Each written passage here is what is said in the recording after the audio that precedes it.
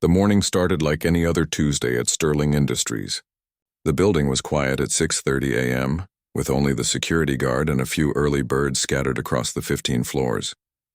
Maya Rodriguez pushed through the glass doors, her worn leather bag heavy on her shoulder, and headed straight for the elevator. She pressed the button for the 8th floor and leaned against the elevator wall, closing her eyes for just a moment. The dark circles under them told a story she didn't want anyone to read. 3 months of running on empty had taken its toll, but she couldn't afford to slow down. Not now. Not when everything depended on her keeping this job. The accounting department was empty when she arrived. Good. She preferred it that way. Fewer questions about why she was always the first one in and the last one out. Fewer concerned looks when she skipped lunch again. Fewer people noticing that the bright, cheerful girl they hired a year ago had become a shadow of herself. Maya dropped her bag beside her desk and powered up her computer. The quarterly reports were due by noon, and she still had 2 departments' worth of numbers to reconcile. She'd been working on them all weekend, but her sister's hospital visit on Sunday had eaten up most of her time. The thought of Sophia sitting in that sterile room, hooked up to machines, made her chest tight. She pushed the image away and focused on the spreadsheet in front of her. By 8:45, the office had filled up with the usual morning chaos. Phones rang, coffee machines gurgled, and conversations about weekend plans floated through the cubicles. Maya kept her head down, her fingers flying across the keyboard. She'd learned to tune it all out. "Morning meeting in 10 minutes, her supervisor called out, walking past her desk. Conference room B. Maya's stomach dropped. She'd forgotten about the meeting. She quickly saved her work and grabbed her notebook, along with her bag since she'd need her phone. Her hands trembled slightly as she stood up too fast. The room tilted for a second, but she steadied herself against the desk. Just tired. That's all it was. The conference room was already half full when she arrived. Maya took a seat near the back, hoping to blend into the background. She pulled out her notebook and tried to focus, but the words on the agenda sheet swam in front of her eyes. When was the last time she'd eaten a real meal? Yesterday's lunch? No, she'd given that to Sophia. The day before? She couldn't remember. Then he walked in. Jonathan Sterling, the CEO himself. Maya felt her spine straighten automatically. Everyone did that when he entered a room. At 45, Sterling had built his company from nothing into one of the most successful firms in the city. He was known for his sharp mind and even sharper tongue. People said he could spot a mistake from a mile away and had zero tolerance for weakness. "Let's get started," Sterling said, his voice cutting through the chatter. "We've got a lot to cover, and I'm not interested in wasting time." The meeting moved quickly through the agenda. Financial reports, upcoming projects, efficiency targets. Maya tried to take notes, but her handwriting looked shaky even to her. She blinked hard, trying to clear her vision. The fluorescent light seemed too bright suddenly, drilling into her skull. "Now, regarding the quarterly numbers," Sterling continued, clicking through a presentation. "I want to know why department expenditures are running 15% over budget." Maya's supervisor started explaining, but his voice sounded distant, like he was speaking through water. She gripped the edge of the table, feeling a cold sweat break out across her forehead. "Not now, please, not now, Rodriguez." Sterling's voice cut through the fog. "You've been handling these accounts. What's your analysis?" Everyone turned to look at her. Maya opened her mouth to respond, but no words came out. The room was spinning now, the faces around the table blurring together. She tried to stand, thinking fresh air might help, but her legs wouldn't cooperate. I need to," she managed to say, reaching for her bag on the floor. That's when everything went dark. The sound of her body hitting the floor sent the conference room into chaos. Her bag tumbled with her, the contents spilling across the polished wood floor in a damning display of her secret life. Prescription bottles rolled in different directions, labels facing up with someone else's name on them. Bills marked with red "Final Notice" stamps scattered like fallen leaves. A pawnshop receipt fluttered under someone's chair. And there, in the middle of it all, a half-eaten granola bar still in its wrapper. For a moment, everyone just stared. Then the supervisor yelled for someone to call for help, and several people pulled out their phones at once. But Jonathan Sterling was already moving. He crossed the room in 3 quick strides and knelt beside Maya's unconscious form, his hand reaching for her wrist to check her pulse. "She's breathing," he said, his voice calm and controlled. "Someone get the company doctor. Now." As he waited, his eyes scanned the items scattered around her. He reached for one of the prescription bottles that had rolled near his shoe. Chemotherapy medication. The name on the label read Sofia Rodriguez. He picked up one of the bills. Electricity 2 months overdue. Then another. Medical bills from City General Hospital. The total in the thousands. The pawn shop receipt was for a laptop, pawned 3 weeks ago for $800. His jaw tightened as he looked at the young woman lying unconscious on the floor. He'd seen her around the office, always working, always quiet. He'd even noticed her name on the efficiency reports because her numbers were always perfect, her work always on time, but he'd never really looked at her. Not until now. The company doctor rushed in with her medical bag and Sterling stepped back to give her room. He watched as the doctor checked Maya's vital signs, noted her pale skin, her too thin frame, the way her work clothes hung loose on her body. Pulse is weak. Blood pressure low, the doctor said, pulling out a small flashlight to check Maya's eyes. When did she eat last? Does anyone know? Silence. No one knew anything about her personal life.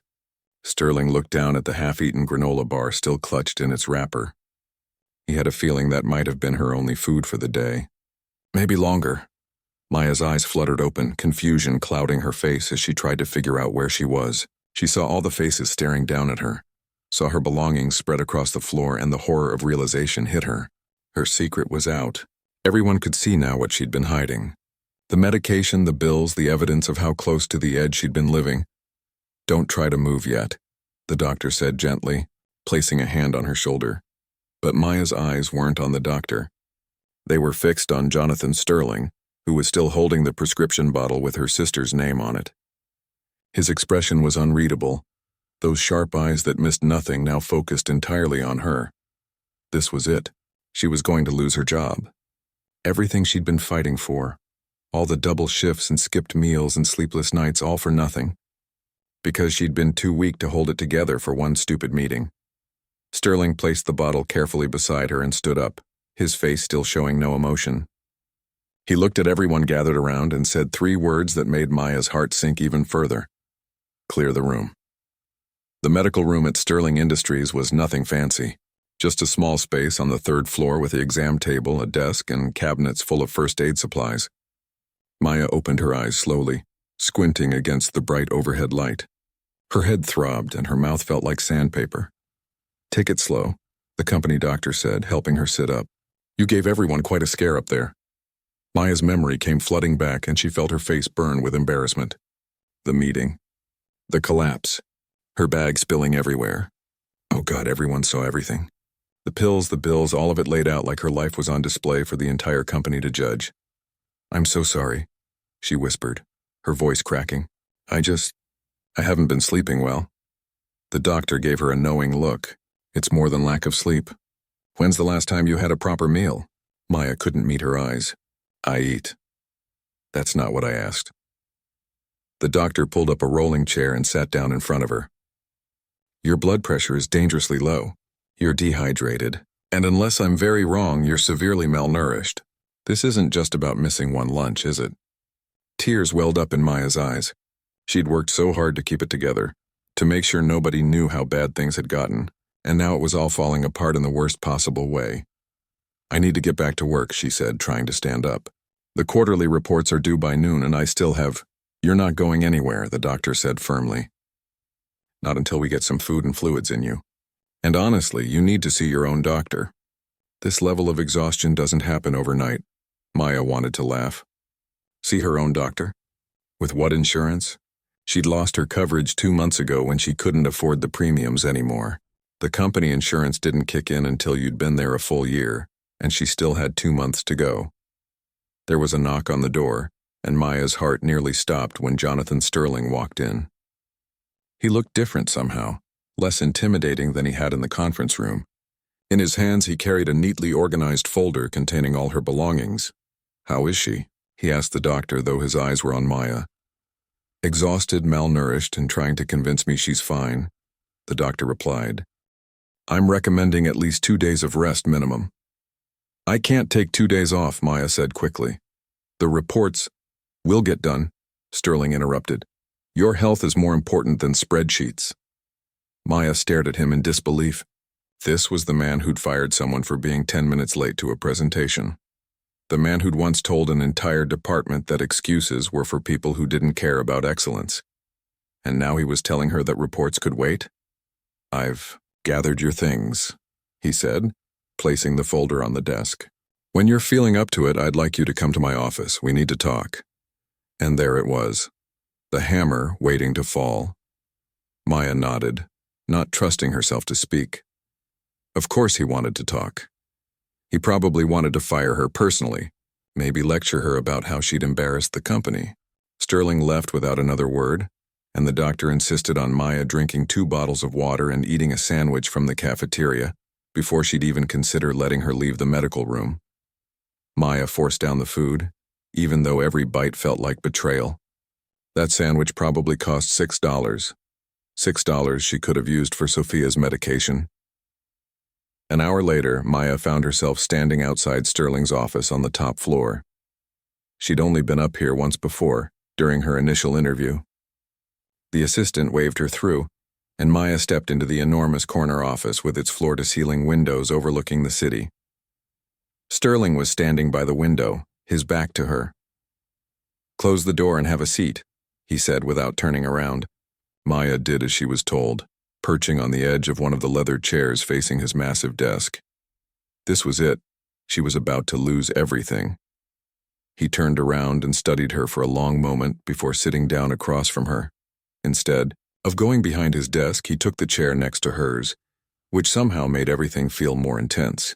"I'm going to ask you some questions," he said, "and I need you to be honest with me. Can you do that?" Maya nodded, her hands twisted together in her lap. "The medication that spilled from your bag. Sophia Rodriguez. Who is she?" "My sister," Maya said quietly. "She's 16. And she's undergoing chemotherapy." It wasn't a question, but Maya answered anyway. "Yes, leukemia. She was diagnosed 6 months ago." Sterling's expression didn't change, but something flickered in his eyes. "Your parents?" "They died in a car accident 2 years ago. It's just me and Sophia now." He nodded slowly, processing this information. "I had HR pull your employment file. You've been with us for 10 months. In that time, you've never called in sick, never taken a vacation day. You work through lunch, every single day. And security reports show you're usually the first one in and the last one out." Maya felt her cheeks flush. She hadn't realized anyone was paying that much attention. 3 months ago, Sterling continued, you submitted a request for a salary advance, $5,000. It was denied by your supervisor. Did you know? That request never made it to my desk? She looked up in surprise. No, I didn't know it was supposed to. Company policy states that any hardship request over $3,000 requires executive review. Your supervisor denied it without following protocol. His jaw tightened. Why did you need the money? Maya's throat felt tight. Sophia's treatment. Our parents' life insurance ran out and I couldn't keep up with the medical bills. I thought if I could just get ahead, just catch up on a few payments, I could make it work. So you've been what? Working double shifts? Skipping meals to save money? She couldn't look at him. The shame was too much. I do what I have to do. She's my sister. She's all I have left. Sterling stood up and walked back to the window. For a long moment, he just stared out at the city below. When he finally spoke, his voice was different. Softer, almost vulnerable. I had a brother, he said. Younger than me by 4 years. When he was 12, he was diagnosed with leukemia, same as your sister. Maya's breath caught. She hadn't expected this. This was 30 years ago. Treatment. Options weren't as good as they are now, but they existed. The problem was money. My father worked 2 jobs. My mother worked 3. We sold everything we had. Our house, our car, everything. But it still wasn't enough. He paused, his shoulders tense. We couldn't afford the treatment he needed. The experimental trial that might have saved him. We were $3,000 short and we couldn't find anyone who would help us. I'm so sorry, Maya whispered. He turned to face her, and she was shocked to see real emotion in his eyes. He died 6 weeks before his 13th birthday, And I swore that day that if I ever had the power to help someone in that position, I would. I built this company so that money would never be the reason someone I cared about suffered. Maya didn't know what to say. This hard, ruthless businessman had just shared something deeply personal with her, and she couldn't understand why. "I'm not going to fire you," Sterling said, walking back to sit across from her again. "In fact, I have a proposal for you. But before I make it, I need to ask, is your sister getting the treatment she needs?" Maya shook her head, tears finally spilling down her cheeks. "She's at City General. They're doing what they can with what we can afford, but the doctor said there's a better treatment program at Memorial Research Center. It's experimental, but the success rates are incredible. We could never afford it, though." "It costs more than I make in 2 years."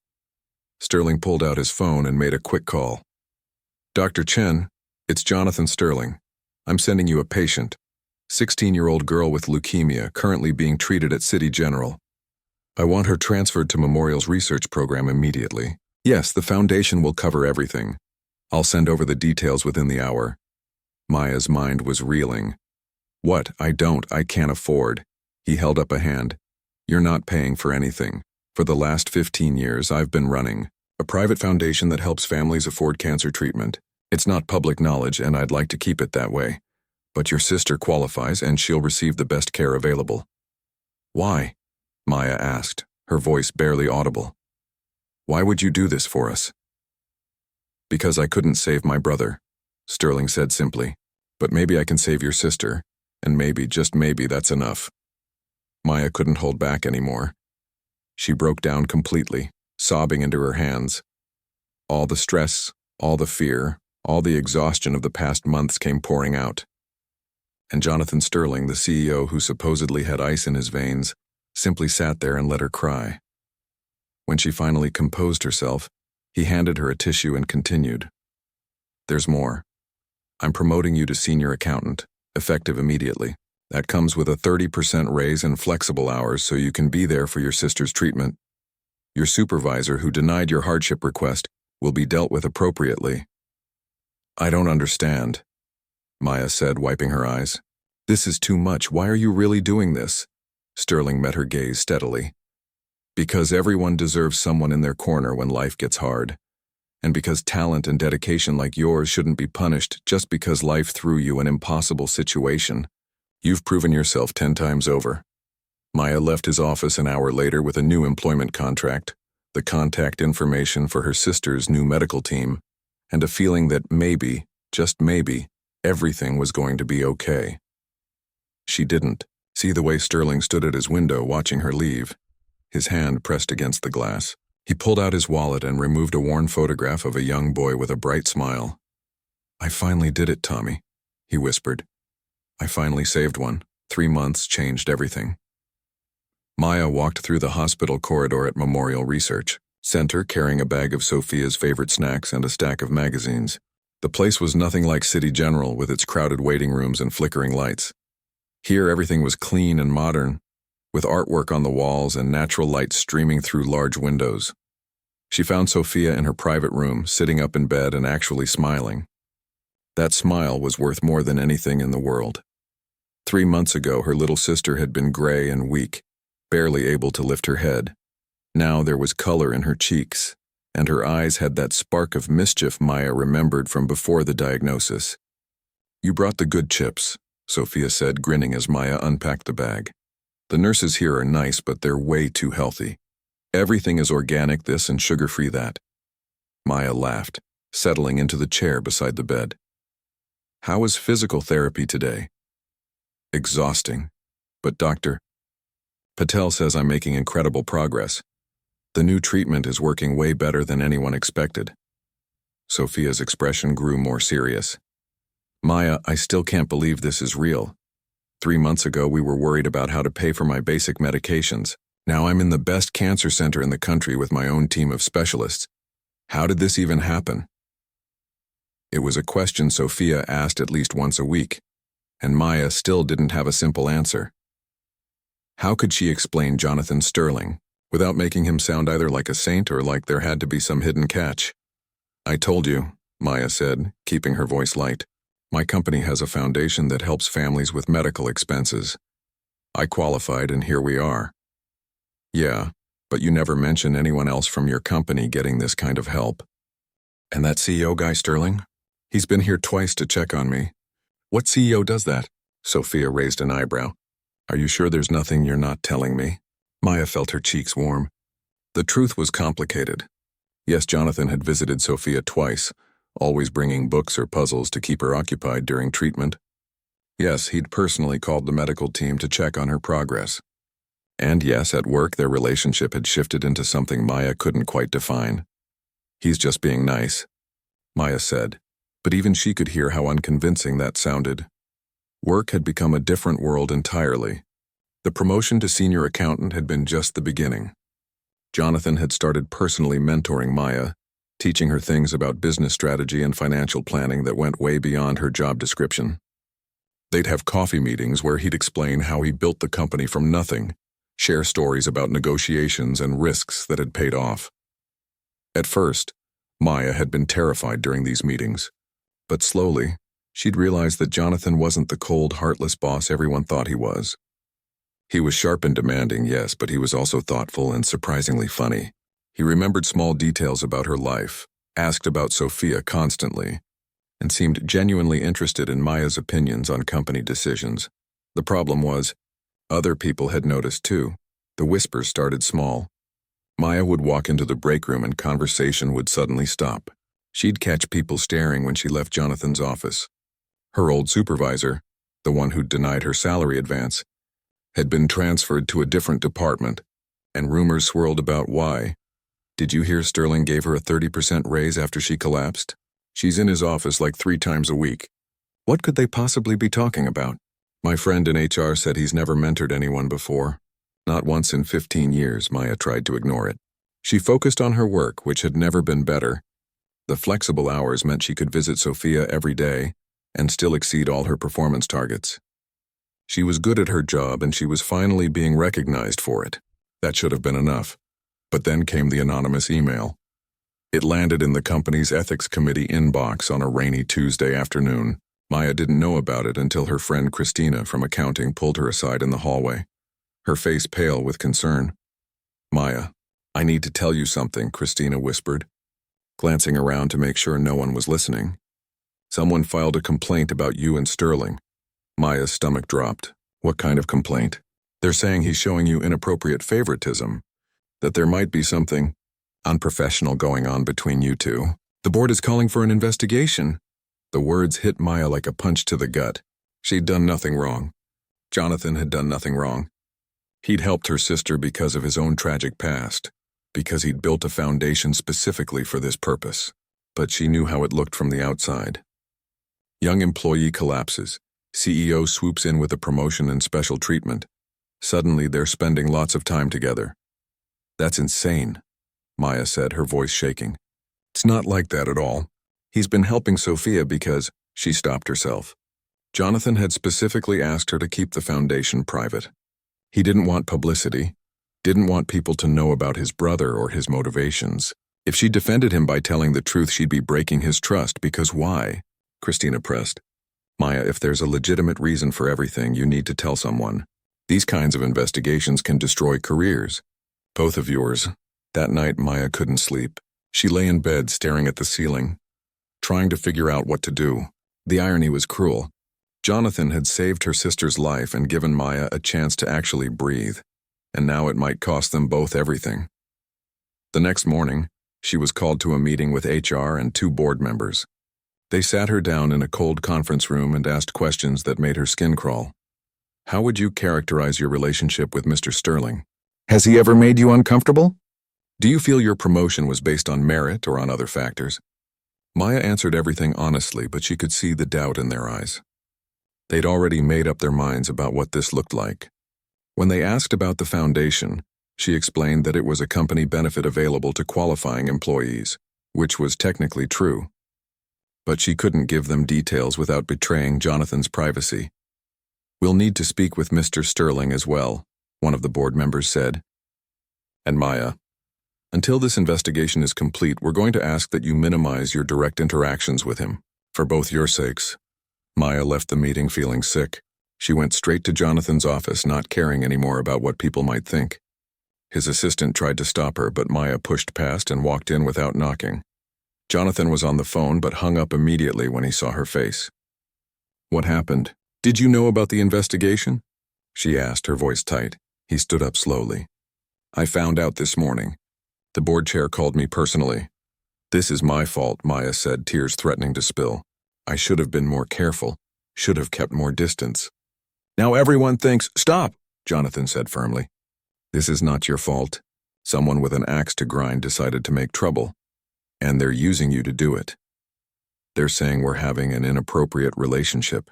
They're questioning the promotion, the foundation help, everything." Maya wrapped her arms around herself. "I can't let your reputation be destroyed because you tried to help me. Maybe I should resign." "Absolutely not." Jonathan walked around his desk to face her. "You've earned everything you've gotten here. Your work is exceptional and you know it. Don't let some petty office politics make you doubt that." "But what about the investigation? What about your foundation? If they dig too deep, they'll force you to reveal everything about your brother, about why you started it." "I know you don't want that." Jonathan was quiet for a long moment. "I've spent 20 years keeping that part of my life private. After Tommy died, I couldn't stand the thought of people knowing, of them offering sympathy or treating me differently. So I built walls. I built this entire company as a fortress where I could help people anonymously, where no one would see the real reason behind anything I did."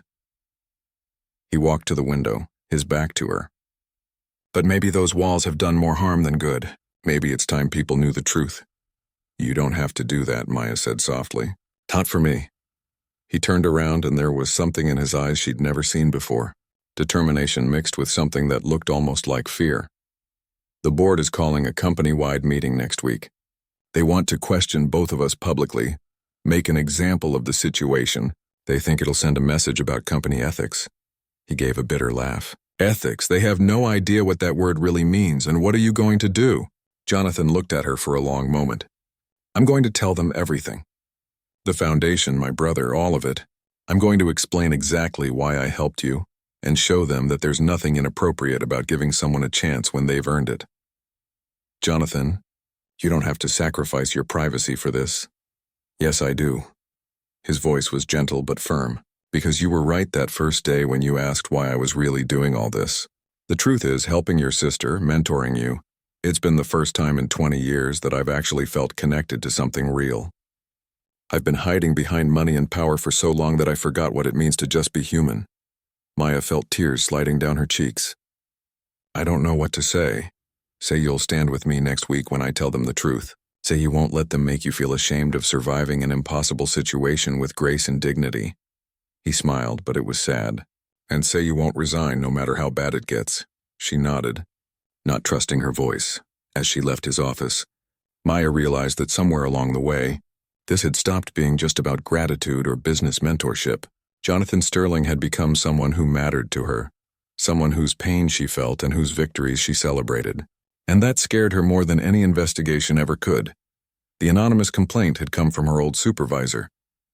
Maya would find that out later, along with the fact that he'd been stealing from company funds and blamed his transfer on her. But for now, all she knew was that everything was about to change. Next week, the truth would come out. And there was no way to predict what would happen after that. The conference center on the ground floor had never held this many people before. Maya stood near the back entrance, watching employees file in with curious and anxious faces. 300 people worked for Sterling Industries, and it looked like every single one of them had shown up for this meeting. Nobody knew exactly what was happening. The email had simply said mandatory company meeting, all staff required, with Jonathan Sterling's name at the bottom. In 15 years, he'd never called a meeting like this. People were nervous, whispering about layoffs or a company sale or some kind of major restructuring. Maya felt like she might throw up. She'd barely slept in the 3 days since Jonathan told her his plan. Part of her still hoped he'd change his mind, find some other way to handle the investigation that didn't require him to expose the most painful part of his life to hundreds of strangers. Christina found her in the crowd and grabbed her hand. "You okay? You look pale." "I'm fine," Maya lied. "Just didn't eat breakfast?" "Well, whatever this is about, at least we're all in it together, right?" Christina squeezed her hand reassuringly. She had no idea that this entire meeting was about Maya. The board members were already seated in the front row, looking stern and official. Maya recognized the board chair, a silver-haired woman named Patricia Chen, who'd been one of the original investors in Sterling Industries. She'd been the one to call for this meeting, to demand that the investigation be handled publicly as a lesson in corporate ethics. The room gradually fell silent as Jonathan walked onto the small stage at the front. He looked different today. Not in his appearance, he wore his usual sharp suit and had his typical composed expression, but something in his energy had shifted. He seemed almost vulnerable, and Maya realized it was because this was probably the most scared he'd been in years. "Thank you all for coming," Jonathan began, his voice carrying easily through the room even without a microphone. "I know this is unusual, and I appreciate your patience. I've called you here today because there's been an investigation into my conduct, and the board felt it should be addressed publicly." A ripple of shocked whispers ran through the crowd. Maya saw people turning to look at each other, confusion on their faces. Jonathan held up a hand for quiet. "The investigation concerns my relationship with Maya Rodriguez, one of our senior accountants. There have been allegations that I've shown her inappropriate favoritism, that our relationship is unprofessional, and that her recent promotion was not based on merit." Maya felt every eye in the room turn toward her. Her face burned and she wanted to disappear into the floor. Christina's grip on her hand tightened protectively. "I want to address these allegations directly," Jonathan continued. "But to do that, I need to tell you a story. One I've kept private for 20 years, and one that explains everything you need to know about why I do what I do." He took a deep breath, and Maya could see his hands grip the edge of the podium, knuckles white. "When I was 15 years old, I had a younger brother named Tommy. He was 11, smart as a whip, loved baseball and terrible science fiction movies. He was my best friend." Jonathan's voice wavered slightly. "When he was 12, he was diagnosed with acute lymphoblastic leukemia." The room was completely silent now. You could have heard a pin drop. This was 1995. Treatment options existed, but they were expensive. My father worked construction. My mother was a teacher. We had insurance, but it didn't cover experimental treatments or clinical trials. The doctors told us there was a new therapy program that had shown remarkable results, but it cost more than my parents made in 2 years combined. Jonathan paused, and Maya could see him struggling to maintain his composure. She'd never seen him like this, so raw and exposed. "We did everything we could. Sold our house, moved into a tiny apartment. My parents worked every hour they could get. I dropped out of high school to work full-time. We raised money, borrowed from everyone we knew, but it wasn't enough.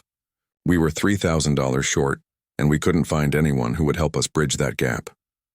The emotion in the room was palpable. People were leaning forward, completely absorbed in the story. Tommy died 6 weeks before his 13th birthday, not because medicine couldn't save him, but because we couldn't afford the medicine that would save him. And I made a promise at his funeral that if I ever had the power to change that equation for someone else, I would. Jonathan finally looked up from the podium, his eyes sweeping across the room. "So I built this company. I worked harder than I've ever worked at anything, and when I finally had the resources, I started something I've never told anyone about. For the last 15 years, I've been running a private foundation that pays for cancer treatment for families who can't afford it." Gasps echoed through the room. Maya saw Patricia Chen sit forward in her seat, her stern expression shifting to surprise. "The foundation has helped 147 families.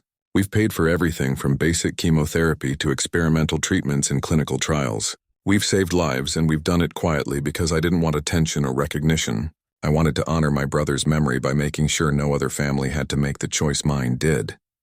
He pulled a photograph from his jacket pocket and held it up. Even from the back of the room, Maya could see it was the picture of a young boy with a bright smile. "This is Tommy, and this foundation is his legacy, not mine." Jonathan set the photo down on the podium and continued.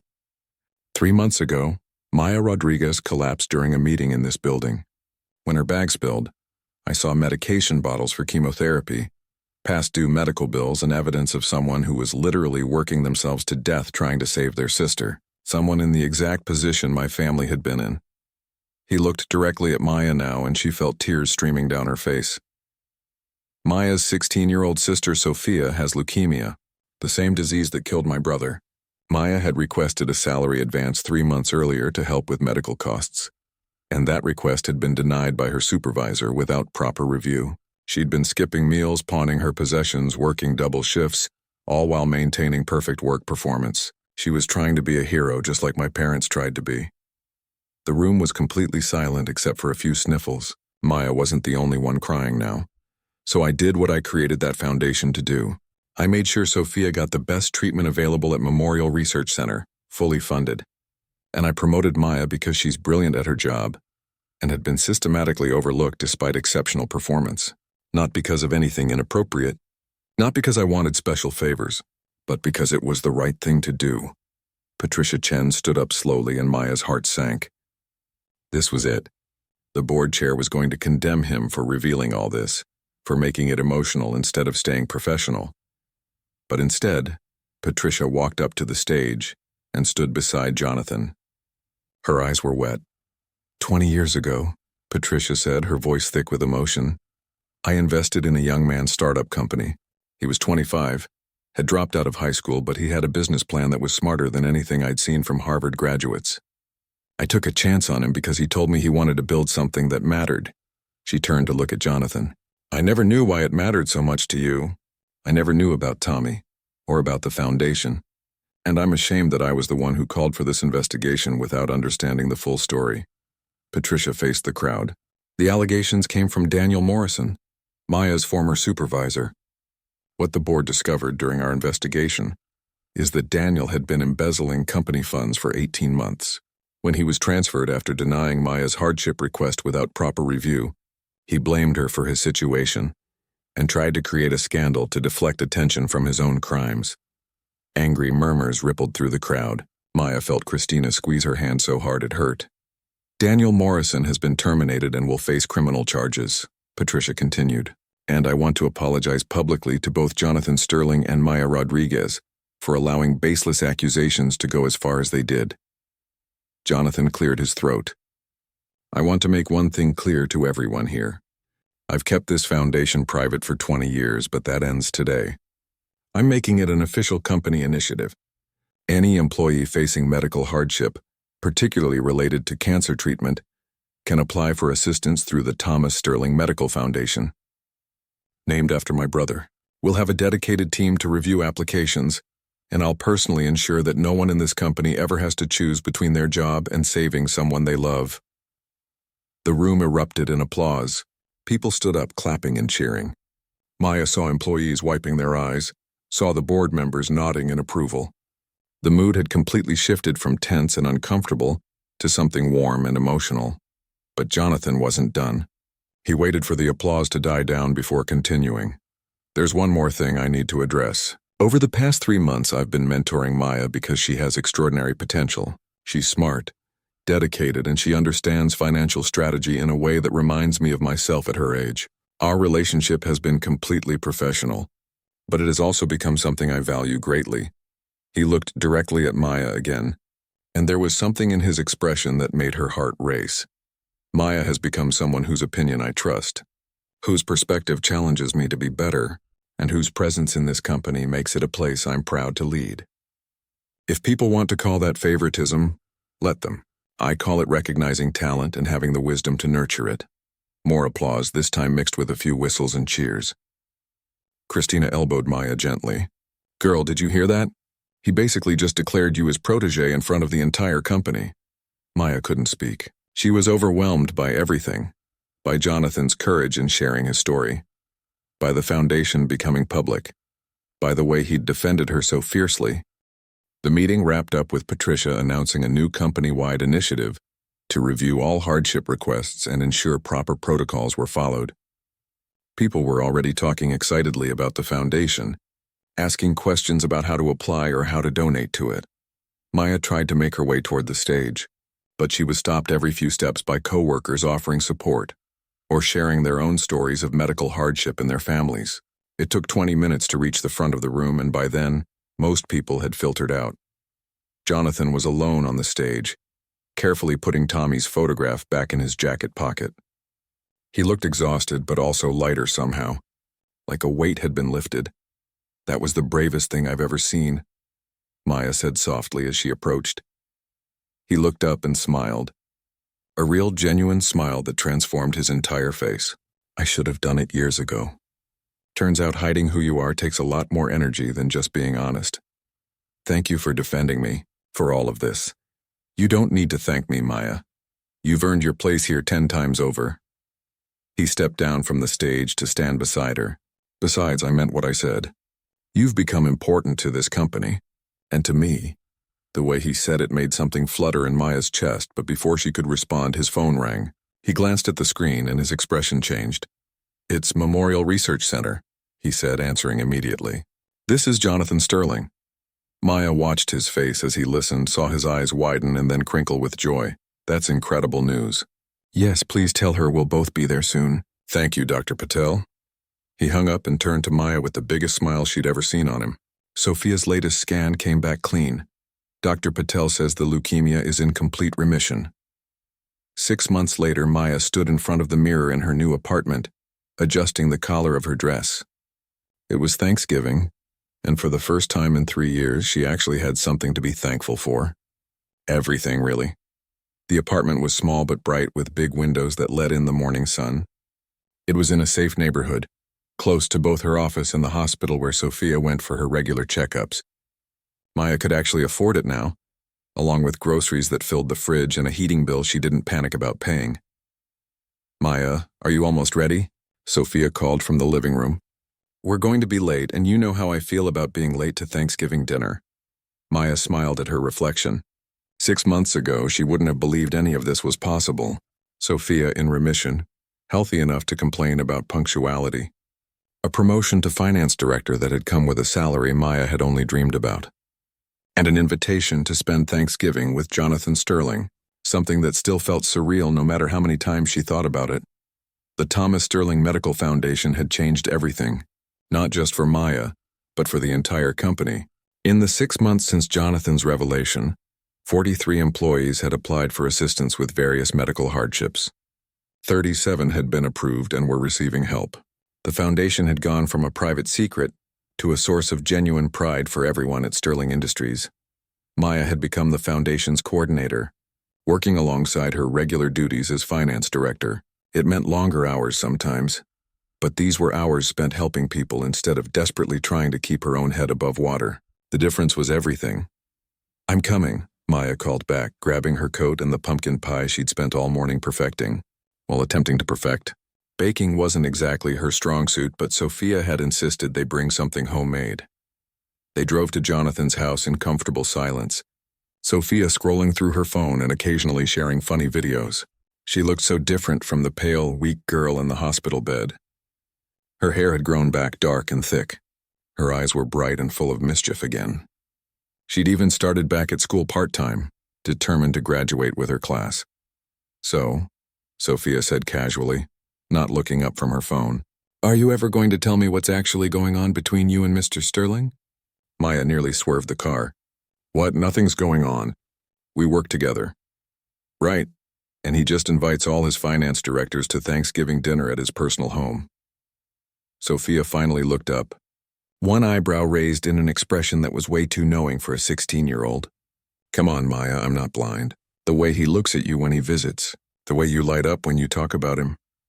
It's not like that, Maya protested, but she could feel her cheeks burning. He's my boss. And my mentor. It would be completely inappropriate. He saved my life, Sophia said quietly. And yours too, in a way. I think that goes beyond boss and employee, don't you? Maya didn't have an answer for that. The truth was, she didn't know what to call what existed between her and Jonathan. They spent hours together every week, working on foundation business and company strategy. They'd started having coffee every morning, discussing everything from financial projections to their favorite books. He'd become her closest friend, the person she trusted most in the world besides Sophia. But there was something else there too. Something in the way he smiled at her across the conference room table. Something in the careful way he never quite touched her hand when he passed her documents. Something in the way her heart raced when she saw his name on her phone screen. She was falling for him. Had been falling for months probably, and she had no idea what to do about it. Jonathan's house was beautiful but not ostentatious. A 2-story colonial in a quiet neighborhood, with a maple tree in the front yard that had lost most of its leaves. Maya had expected something flashier for a CEO, but this felt like a home, not a showcase. He answered the door before they could knock, wearing jeans and a sweater instead of his usual suit. It made him look younger, more relaxed. "You made it," he said, his smile warm and genuine. Come in, come in. I hope you're hungry because I may have overestimated how much food 2 people, now 4 people, could eat." The house smelled amazing, like turkey and stuffing and all the traditional Thanksgiving scents Maya remembered from childhood. Jonathan led them to the kitchen, where the counter was covered with dishes in various stages of preparation. "You cooked all this yourself?" Maya asked in amazement. "Don't sound so surprised. I have skills beyond spreadsheets and board meetings." He handed Sophia a spoon. "Want to taste the mashed potatoes and tell me if they need more butter?" "I can never tell." Sophia lit up, immediately diving into her assigned task with enthusiasm. Maya watched them interact, saw how comfortable Sophia had become around Jonathan over the past months. He treated her like a real person, not a sick kid to be pitied. He asked about her classes, her friends, her opinions on everything from music to politics. Sophia adored him. "Maya, can you help me in the dining room for a second?" Jonathan asked, gesturing toward the next room. She followed him into a formal dining room that had been set for 4. The table was beautiful, with candles and autumn decorations that looked professionally done. "I wanted to give you something before dinner," Jonathan said, suddenly looking nervous in a way she'd never seen before. He pulled a small wrapped box from the sideboard. "It's not much, but I saw it and thought of you." Maya carefully unwrapped the box to find a delicate silver bracelet with a small charm hanging from it. The charm was a tiny book, its pages open as if being read. "You mentioned once that your mother used to read to you and Sophia every night," Jonathan said softly. "She'd do different voices for all the characters, and you said it was your favorite memory of her." I don't know. I thought you might like something to remember that." Maya's eyes filled with tears.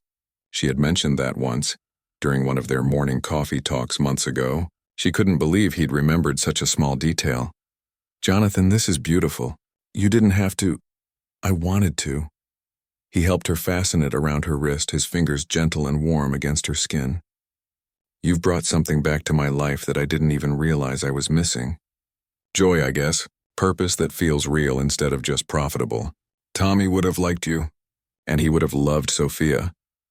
They stood there for a moment, close enough that Maya could count the flecks of gold in his dark eyes. The air between them felt charged with everything they'd been carefully not saying for months.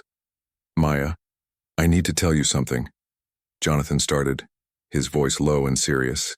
"These past 6 months have been—" "Dinner's ready," Sophia called from the kitchen, her timing absolutely terrible. "Should I start bringing things to the table?"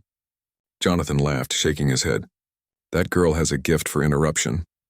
But his eyes were still on Maya, still full of whatever he'd been about to say.